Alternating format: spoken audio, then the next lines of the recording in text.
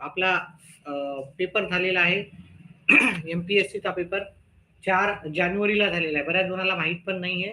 गट ग साठी ही परीक्षा होती. ठीक आहे. त्याच्यातले गणिताचे प्रश्न करतोय. हा प्रश्न पहिला प्रश्न मी 81 पासून सुरुवात झालेला आहे आणि हा प्रश्न मी पुन्हा एकदा करून दाखवतो. आपल्याला इथे 1/2 गुणिले 3 अधिक पहिला थोडा गोंधळ उडाला होता. त्याच्यामुळे आपण पुन्हा हे करून दाखवतोय. ठीक आहे.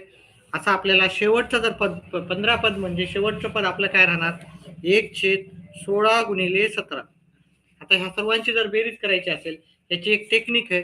हे इकडचं असं पद घ्यायचं 1/2 वजा बाकीचं चिन्ह घ्यायचं. इथं बेरीज जरी असली तर वजा बाकीचं चिन्ह घ्यायचं आणि इकडचं शेवटचं आपल्याला घ्यायचं. हे किती 1/17. आता याला जर सोडवलं ठीक आहे तर तुमचं उत्तर जे आलं ते उत्तर आपल्याला उत्तरामध्ये करायचं. हे 17 × 17 वजा बे एक बे मग शेवटी ह्या दोघांचा गुणाकार करायचा 17 2 34 मग उत्तर येते 17 मधून 2 गेले 15 15 भागिले 34 जे की आपल्याला पर्याय क्रमांक 15 भागिले 34 आपल्याला कोणत्या पर्याय क्रमांक 1 मध्ये होतं. ठीक आहे. दुसऱ्या प्रश्नाकडे आता मी वळतो इथे दुसऱ्या प्रश्नाचं उत्तर आता आपल्याला इथं पहा इथं राज्याची संख्या ओके पहा एका प्रदेशातील राज्याची संख्या व केंद्रशासित प्रदेशाची संख्या यांचे गुणोत्तर 72-13 आहे. 52 आणि 13 आहे. त्या राज्यातील राज्याची संख्या केंद्रशासित प्रदेशाच्या संख्येपेक्षा किती टक्क्यांनी जास्त आहे असं विचारलेलं आहे. ठीक आहे. तर ह्या प्रश्नाचं उत्तर कसं करायचं तर पहा हे 52 आणि हे 13 यांचं हे आहे. मग याची टक्केवारी कशी काढायची होती. आता इथं राज्याची टक्केवारी राज्य किती टक्के आहे ते पाहिलं आपण तर हे 52 एकूण 52% राज्य आहेत. ठीक आहे 52 आहेत आणि या दोघांची जर बेरीज घ्यायची आपल्याला दोघांची एकूण बेरीज आहे 65 आणि गुणाकार करताना आपल्या टक्केवारी काढताना आपल्याला गुणायचं राहते 100. मग राज्याची टक्केवारी किती आहे तर ती आपल्याला निघून जाईल. ठीक आहे. याला 13 न भाग जातो याला 13 13 चोक 52 13 5 65 5 1 5 5 2 10 आणि हा शून्य जसा तसा 4 गुणिले 20 4 गुणिले 20 आपल्याला उत्तर येईल 80 म्हणजे राज्याची टक्केवारी आहे 80%. मग केंद्राची टक्केवारी केंद्र टक्के किती असणार हे 100 आहे. 100 मधून 80 गेले तर केंद्राची टक्केवारी येते 20% केंद्राची. आता ह्या दोघातला काय म्हणलं की त्या देशाची राज्याची संख्या केंद्रशासित प्रदेशाच्या संख्येपेक्षा किती टक्क्यांनी जास्त आहे. तर किती टक्क्यांनी जास्त आहे इथं आपण जर बघितलं तर राज्याची 80% आणि केंद्राची 20%.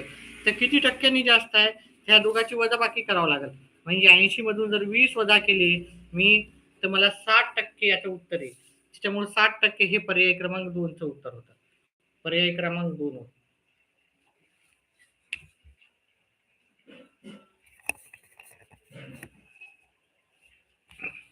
ठीक आहे. भरपूर जणाला गणिताचे स्पष्टीकरण पाहिजे होते त्यामुळे आपण गणिताचे प्रत्येक प्रश्नाचं उत्तर स्पष्टीकरणासहित करत आहे. ठीक आहे. आता इथे आपल्याला सांगितलं ABCDEF ह्या काय सर्व समसंख्या आहेत.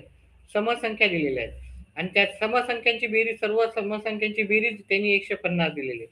तर त्या पुढील सलग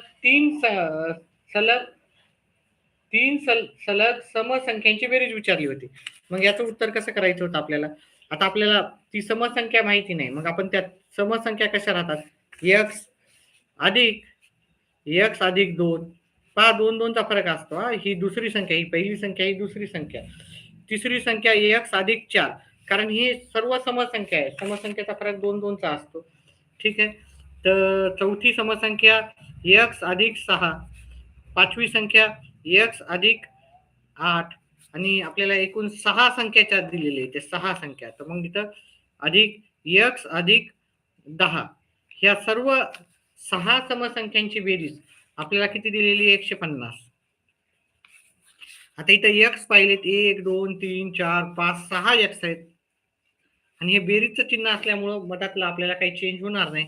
2 आणि 4 6 होता 6 6 12 12 8 20 होतात 20 आणि 10 30.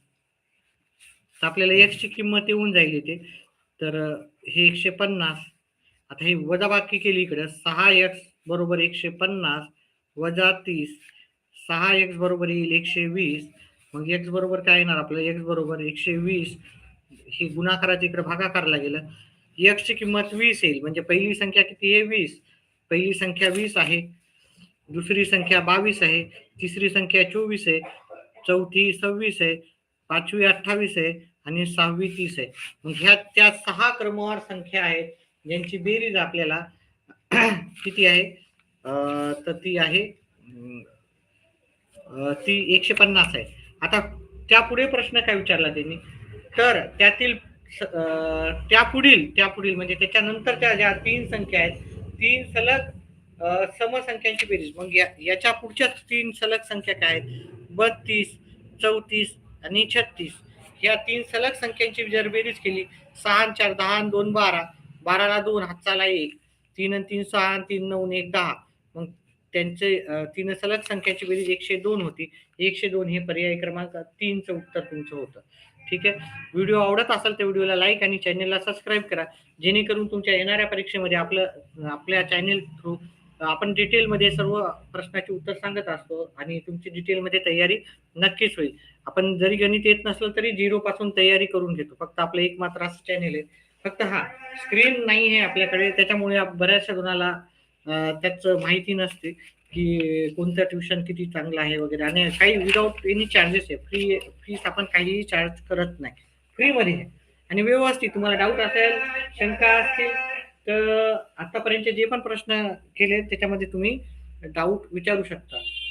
समजलं असला तर कमेंट मध्ये टाका, जे असेल समजलं, जे पण लाईव्ह आहेत ते. नाही समजलं ते पण सांगा. ठीक आहे. चला पुढचा प्रश्न करूत आपण. कमेंट मध्ये राहू द्या, तुमची कमेंट्स राहू द्या. जेवढ्या कमेंट्स असतात तेवढं पैसे तर भेटत नसतात, पण थोडा एक राहते की बाबा ठीक आहे कोणीतरी आपलं पाहत आहे कमेंट देते. ठीक आहे, म्हणजे त्याला समजते पुढच्याला. आता पुढचा प्रश्न होता, वर्ष 2024 मध्ये मोबाईल वापरणाऱ्याची टक्केवारी 43 वरून 65% झाली. 43% वरून, तर 43च्या तुलनेत किती टक्का वाढ झाली आपल्याला प्रश्न विचारला होता. तर पहा, पहिले 43 होते, आता झाले 65%. हे की नाही, आता किती झाले 65%. 43चे 65% झाले, म्हणजे किती टक्क्याने वाढ झाली. 65 मधून 43 वजा केले तर आपण इथं उत्तर येते 22 वाढ झाली. आता इथे किती टक्केवारीनं जर वाढ काढायची असेल तर हे डायरेक्ट नाही काढायचं, हे 22. आपला पहिली टक्केवारी किती होती, पहिली टक्केवारी 43 होती, 22% वाढ झालेली. आता टक्केवारी काढायची तर गुणाकार 100 करायचा. मग आता याला कॅल्क्युलेशन जर आपण जर केलं इथं, तर याला तर आपला भाग जाऊ शकत नाही. या दोघांचा गुणाकार केला, ठीक आहे, याला कशाने, ही मूळ संख्या असल्यामुळे भागाकार जाणार नाही. या दोघांचा गुणाकार केला तर 2200 येते. 2200 भागिले 43. आता याचा जर आपण कॅल्क्युलेशन केले मोबाईलवर, तर ते मी हे आपल्याला प्रत्येक प्रश्न उत्तर करून याला वेळ लागेल. तू मोबाईलवर करून पहा याचं उत्तर, तर तुम्हाला हे उत्तर 51.16 असं मिळेल. ठीक आहे. व्हिडिओ समजत असेल तर कृपया व्हिडिओला लाईक आणि चॅनलला सबस्क्राईब करा. व्हिडिओला फार कमी लाईक्स आहेत आपल्या. ठीक आहे, स्क्रीन नसल्यामुळं लाईक्स येत नसतात जास्त, असं मला तरी वाटतं. कारण शिकवण्यामध्ये कोणत्याही प्रकारचा आपला प्रॉब्लेम नाही, व्यवस्थित तुम्हाला समजून सांगतो. नाही समजलं तर पुन्हा पुन्हा समजावून सांगण्याचा प्रयत्न नक्कीच करेल. चला, एका रिकाम्या जलतरण तलावात एका निश्चित गतीने पाण्याने भरला जात आहे व 305 क्षमतेसाठी त्याला भरायला 8 तास लागतात. संपूर्ण तलाव भरायला अजून किती वेळ लागेल.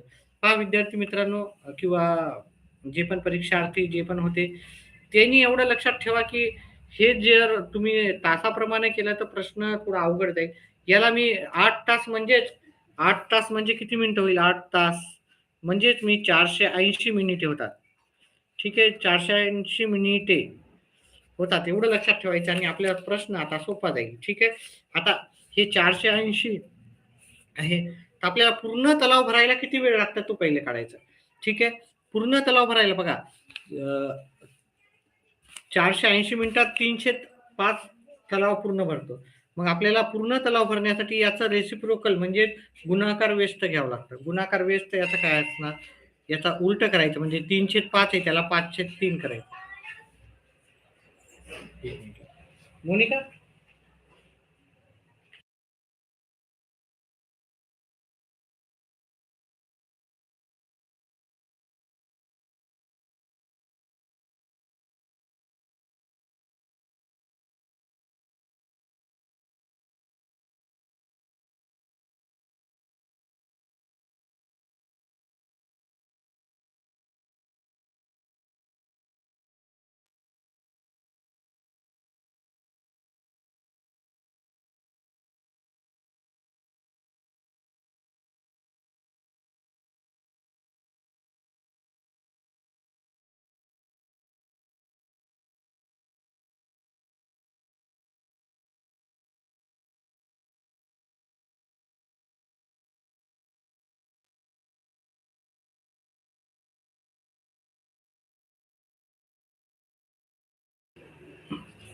तर याचं उलट केलं गुणाकार व्यवस्था, ह्याला भागाकार दिलाय 160 येते. 160 गुणिले 5, 160 गुणिले 5 तर 0.80 येतात.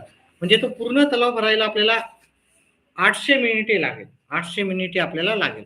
मग आता आपल्याला आपण आधीच किती तलाव भरलेला आहे? आधीच आपण 480 मिनिटं भरलेलं आहे. हे की नाही? 800 मधून 480 मिनिटं वजा करू. मग आपल्याला उरले किती? 320 मिनिटं उरले. आता 320 मिनिटे म्हणजे 320 मिनिटं म्हणजे बघा 300 मिनिटं म्हणजे 5 तास. ठीक आहे. 300 मिनिटं म्हणजे 5 तास. ठीक आहे. आणि हे 20 मिनिटे म्हणजे 5 तास 20 मिनिटं एवढा कालावधी लागणार आहे. अशा पद्धतीने हे प्रश्नाचं उत्तर करायचं होतं. ठीक आहे. त्याच्यामुळे इथं 5 तास 20 मिनिटे आपल्याला पर्याय क्रमांक 2चं उत्तर होतं. त्याचप्रमाणे पुढचे प्रश्न आपण थोड्या वेळातच घेऊ.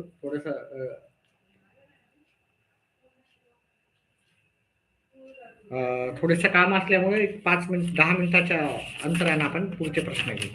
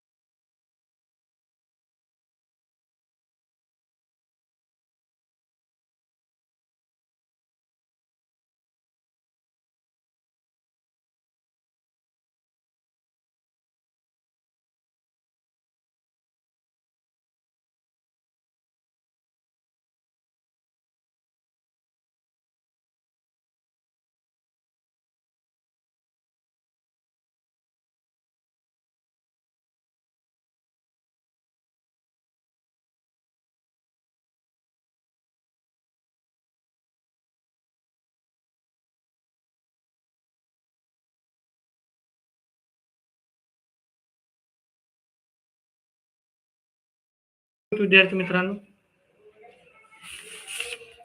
तर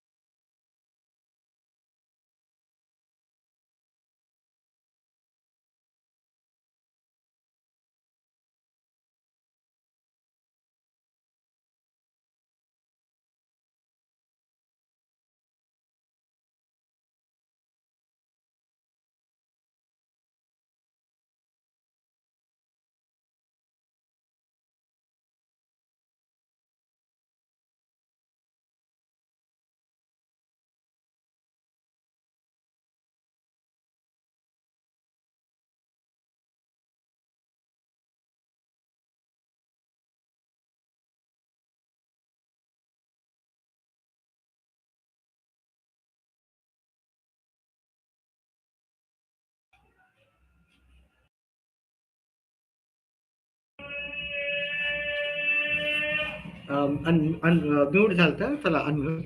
पहा इथं पुन्हा एकदा सांगतो, 3 पुरुष जेवढे काम करतात तेवढे 5 मुलं काम करतात. 5 महिला जेवढे काम करतात तेवढे 8 मुलं करतात. तर मग इथं विचारलं आपल्याला 12 पुरुष आहेत आणि 14 मुलं आहेत. ते 24 दिवसात काम करतात. आता 12 पुरुष म्हणलं तर किती होतात? 3 पुरुष म्हणलं तर 5 मुलं, 6 पुरुष म्हणलं तर 10 मुलं, 9 पुरुष म्हणलं तर 15 मुलं. आणि 12 पुरुष म्हणलं तर काय येणार? 12 पुरुष म्हणलं तर 20 मुलं. म्हणजे 12 पुरुष म्हणलं तर 20 मुलं आणि हे 14 मुलं. हे टोटल जोन किती, हे किती जोन व्हायले? 34 जोन व्हायले. आणि 34 जोन हे काम किती दिवसात संपवतात? 24 दिवसात. म्हणजे 34 गुणिले 24 करावं लागेल आपल्याला. ठीक आहे.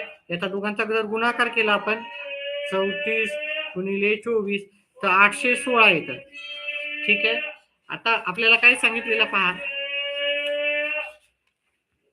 816. आता आपल्याला इथं जर पाहिलं, इथं 9 पुरुष आहेत. 3 पुरुष म्हणजे 5, तर 9 पुरुष म्हणजे किती? 15. 15 महिला आहे बघा. 5 महिला बरोबर 8 मुलं, तर 15 म्हणजे किती येणार? 24 येणार. ठीक आहे. 8 महिलांना सॉरी 5 महिलांना पहा, मी जसा तसं लिहितो. हे 9 मुलं, 9 पुरुष 15 महिला.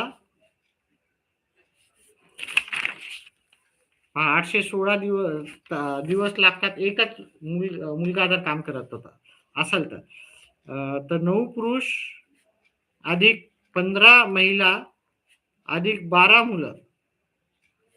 ठीक आहे. हे सगळ्यांचं हे करायचं, मग भागाकार करायचा.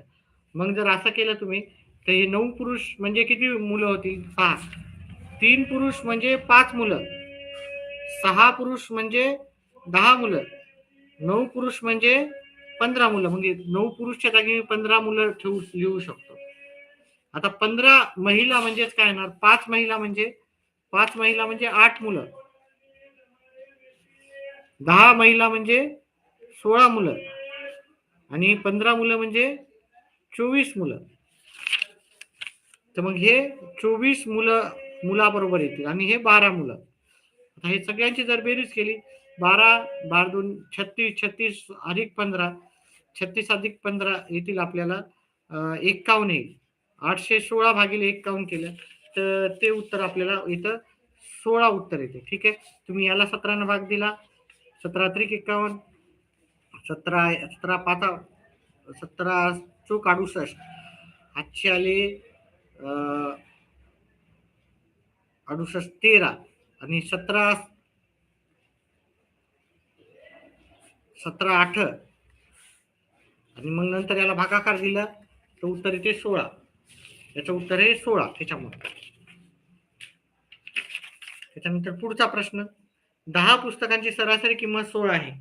ठीक आहे. लवकर करून घेऊ आपण याची. फास्ट मध्ये सांगतो आता थोडस. 10 पुस्तकांची किंमत आहे 16. म्हणजे एकंदरीत सरासरी किंमत, एकूण किंमत किती असेल? एकूण किंमत 10 किंमत व्यवस्थित लिहू किंमत. सायंकाळी अजून याचं व्यवस्थित मी विश्लेषण करणारच आहे. 10 गुणिले 16 म्हणजे एकूण किती असणार 160. आता त्याच्यातल्या 8 पुस्तकाची सरासरी 9.5 आहे. जे 8 गुणिले 9.5 ठीक आहे. 8 ला 0 हातच्याले 4 8 9 72 आणि 4 76 वजाबाकी केली आपण. ठीक आहे. पॉईंट असल्यामुळे उडवून टाकला. 160 मधून 76 वजा केले तर हे 4 आले. इथं 15 मधून 7 गेले 8 आहे 84. ठीक आहे. 84 येतात. दोन त्या संख्या कोणत्या असणार? त्या दोन संख्या मग 84 असं उत्तर आहे. त्या दोन संख्या आपल्याला हे असणार. बाकीच्या दोनची आपल्याला किंमत पाहिजे 84. मग त्या दोन संख्या असणार आपल्याला 35 आणि 49. या दोघांची जर बेरीज केली तर 84. बाकी कोणाचीही 84 उत्तर येत नाही. असं एवढं सोपं गणित होतं. चला त्याच्यानंतर पुढचा जर प्रश्न पाहिलं पहा. मी याचं अजून डिटेलमध्ये विश्लेषण पुढच्या व्हिडिओमध्ये करेल. आता काही कारणानिमित्त मी लवकर सांगतो. जेवढे झाले तेवढे. बाकीचे प्रश्न आपण नंतर घेऊ. एक इलेक्ट्रॉनिक उपकरण आहे त्याचा 10% नफा आहे. घाऊक व्यापाऱ्यांना 20%, स्वतःला 10%, 20% घाऊक व्यापाऱ्यांना आणि 30% ते किरकोळ व्यापाऱ्याला. तर मग किती होईल त्याचं? तर याचं उत्तर काढताना आपल्याला पहिले 100 रुपयाला वस्तू विकली असेल त्याच्यात 10% किती होतात? 10% होते 110. आता 110चे 20% काढायचे. 110चे 20% जर तुम्ही काढले 1 0 गेला 1 11 2 22. मग त्याची किंमत होईल 110 मध्ये 22 रुपये मिळवले 132 होईल. आता 132चे 30% करायचे. 132चे 30% काढले किरकोळ व्यापाराला. हे 1 0 गेला 1 0. ह्या दोघांचा गुणाकार करायचा. 132 गुणिले 3 6 9 3 आणि भागाकार केला तर इथं दशांश आहे. 39.6 39.6 132 मध्ये मिळवली 132 39.6 171.6 येते. त्याच्यातले आपण 100% काढून टाकले. 100 पहिले काढून टाकले तर उत्तर येते आपल्याला 71.6 हे उत्तर येते. 71.6 हे आपल्याला पर्याय क्रमांक सी मध्ये उत्तर भेटेल. अतिशय सोपं असे उत्तर होते प्रश्नाचे उत्तर. व्हिडिओ समजला तर व्हिडिओला लाईक करा. चॅनेलला सबस्क्राईब. येणाऱ्या परीक्षेला आपली चांगली तयारी करून घेऊत आपण नक्कीच. फक्त स्क्रीनवाले चॅनेल नाहीये. फक्त एवढंच आपण जर विचार घेतला की साधं चॅनेल आहे आणि आपण आपली तयारी चांगली होईल बिना कोणत्या कॉस्ट काही आपण चार्जेस घेत नाहीये. फ्रीमध्ये पहा. एक आयाताचे एक बाजू 5 ने वाढवली दुसरी बाजू 10 ने कमी केली तर आयताचे क्षेत्रफळ पहा. आयताचं क्षेत्रफळ पहा. जर मी चौरस पकडला. चौरस हा पण एक प्रकारचा आयतच असतो. मग याची जर बाजू इकडची एक बाजू 100 आणि दुसरी बाजू पण मी 100 पकडली. ठीक आहे. किंवा 10 पकडली. इथं 10 घेतले इथं 10 घेतले. हे की नाही. तर 100च घेऊ म्हणजे सोपं जाईल. आता एक बाजू कमी केली 5 ने. ही 5 ने कमी केली. आता समोरच्या बाजू समान राहते. ही 95 होईल. दुसरी बाजू आपल्याला 10% नाही सॉरी वाढवली 105 होईल. ही बाजू वाढवली 10 कमी केली 10 ने 90 होईल. या दोघांचा जर गुणाकार केला आपण 105 गुणिले 10. पहिलं जे क्षेत्रफळ होतं 100 गुणिले 100 ते येते आपलं 10,000 आणि जे नवीन क्षेत्रफळ येणार 10 5 50 10 × 100 नवीन क्षेत्रफळ आणि जुन्या क्षेत्रफळ सॉरी नवीन क्षेत्रफळ काय येणार हे 90 हे 0 9 5 45 45 4 9 1 9. ठीक आहे. 10,000 आणि 9,000 10,000 वजा 9,450 हे जर काढलं तुम्ही 550 550 ला आपल्याला इथे टक्केवारीमध्ये काढायचं आहे म्हणजे ते 5.5 उत्तर येईल त्याचं. ठीक आहे. व्हिडिओ समजला तर नक्कीच व्हिडिओला लाईक आणि चॅनेलला सबस्क्राईब करा. आता इथे एका दंडगोलाकार खांबाचा वक्र पृष्ठफळ आता याचं उत्तर आता 4 सेंटीमीटर आहे. माझा जो वेळ कमी आहे पुन्हाच्या याच्यामध्ये मी तुम्हाला फटाफट सांगेल सगळ्या प्रश्नाचे उत्तर. आता याचं उत्तर कसं आलं पहा. पहिलं आपण आरशातली प्रतिमा केलं आणि त्याला पाण्यातली प्रतिमा पाहिली आणि त्याला डार्क केलं. याची आरशातली प्रतिमा आणि पाण्यातली प्रतिमा जर नंतर घेतली तर त्याचं उत्तर पर्याय क्रमांक 4 येतं. त्याच्यानंतर इथं जर पाहिलं आपण ABCD नुसार याला ABC, हे की नाही, ABCD असं जर आपण काढलं EFGHIJKLMNOPQRSTUVW तर सी ची जर संख्या पाहिली आपण, सी नंबर 3 ला येतं, त्याच्यामुळे इथं सी ची किंमत 3 आहे. ओ किती नंबरला येते बघा, 1 2 3 4 5 6 7 8 9 10 11 12 13 14, 1 2 3 बघा, सी चं 3 आहे ना, तसं डी चं किती असणार आहे, डी चं 4 असणार आहे. 4 इथं 1 2 3 जागी. त्याच्यानंतर ओ ची किंमत किती, इथं 12 दिली हे की नाही, तर इथं इथं पण ओ आहे, म्हणजे त्याच्यानंतर 12 यायला पाहिजे. इथं 12 आहे, इथं 12 आहे, इथं पण 12 आहे. त्याच्यानंतर यू ची किंमत किती दिली, त्याच्या पुढचं आहे 6 आहे. ठीक आहे, यू ची 6 नाही, 6 आहे, तर इथं पण 6 यायला हवं. इथं 6 आहे, इथं 6 आहे, इथं पण 6 आहे. त्याच्यानंतर कोणतं सामायिक दिसायला काही या दोघांमध्ये नाही आहे. ठीक आहे, तर त्याच्यानंतर तिसऱ्या नंबरचं आपण हे पाहिलं, पी ची किंमत किती आहे, पी चा नंबर काढला आपण इथं, 1 2 3 4 5 6 7 8 9 10 11 12 13 14 15 16, पण इथं पी ची किंमत दिली 11 दिली.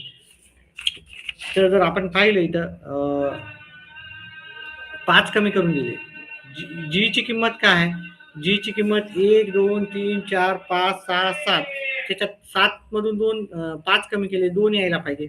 पुढच्या याच्यात थोडस इथे प्रश्न, आता आपल्याला वेळ कमी असल्यामुळे मी फटाफट उत्तर सांगणार आहे. ठीक आहे, याचं उत्तर आहे 1. ठीक आहे, आता 4 ने भाग जाणारे आपल्याला पूर्ण संख्या पाहिजे होतं. ठीक आहे, आता विद्यार्थी मित्रांनो, टाइम कमी असल्यामुळे मी व्हिडिओ इथेच थांबवतोय, कारण गडबडीमध्ये उत्तर सांगण्यामध्ये काय अर्थ नाही आहे. ठीक आहे, आणि सायंकाळी मी या सर्व प्रश्नाचे उत्तर देईन. तरी पण मी 1-2 प्रश्नाचे थोडस स्पष्टीकरण करू आपण. 1 ते 100 मध्ये 4 ने भाग जाणाऱ्या संख्या 4 8 12 16 20 24 28 32. आता हे 4 ने भाग जाणाऱ्या संख्या आहेत, अशा 100 पर्यंत पाहायच्या, आणि त्याच्यामध्ये 4 अंक येणाऱ्या किती संख्या आहेत, इथं 1 आहे, इथं 2 आहे. ठीक आहे, 36 40, इथं 4 ही संख्या पण पाहिजे, आणि 4 न भाग जाणाऱ्या पण पाहिजे. 44 ही चौथी संख्या आहे, 48 ही 5वी आहे, 52 मध्ये येत नाही 4. तर अशा एकूण जर संख्या पाहिजे तर अशा 7 संख्या आहेत ज्या की 4 ने भाग जाणाऱ्या आहे, आणि जिथे 4 पण अंक आहे. आता हे तुम्ही सॉल्व्ह करून आपण नंतर पाहणारच आहोत सर्व गोष्टी. तर डिटेलमध्ये पाहू, अजून पुन्हा सायंकाळी लाईव्ह येईल मी.